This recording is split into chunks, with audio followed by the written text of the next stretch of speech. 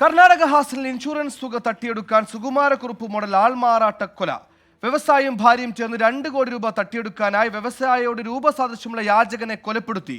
സംഭവത്തിൽ വ്യവസായിയും വാടക കൊലയാളിയും അടക്കം 5 പേരെ പോലീസ് അറസ്റ്റ് ചെയ്തു.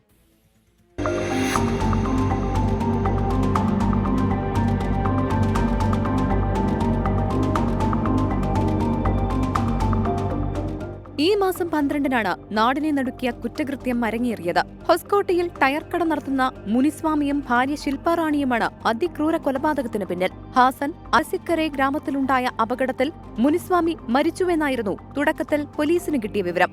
മരിച്ചത് ഭർത്താവാണെന്ന് സ്ഥിരീകരിച്ച് ശില്പാറാണി സംസ്കാര ചടങ്ങുകൾ നടത്തി. എന്നാൽ ചടങ്ങുകളിൽ പങ്കെടുത്ത ഒരു പോലീസ് ഉദ്യോഗസ്ഥന് തോന്നിയ സംശയം സിനിമാ സ്റ്റൈൽ ആൾമാറാട്ടക്കൊലയുടെ ചുരുളഴിച്ചു.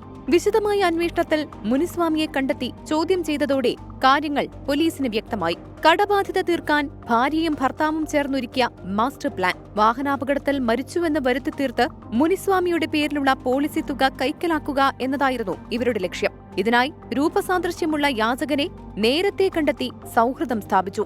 ഇയാളെ വീട്ടിലേക്ക് ക്ഷണിച്ച് കാറിൽ കയറ്റി വിജനമായ പ്രദേശത്തെത്തിയപ്പോൾ കഴുത്തിൽ കയർ കുരുക്കി കൊലപ്പെടുത്തി. പിന്നാലെ ക്വട്ടേഷൻ നൽകിയ ലോറി ഉപയോഗിച്ച് വ്യാജ അപകടമുണ്ടാക്കുകയായിരുന്നു.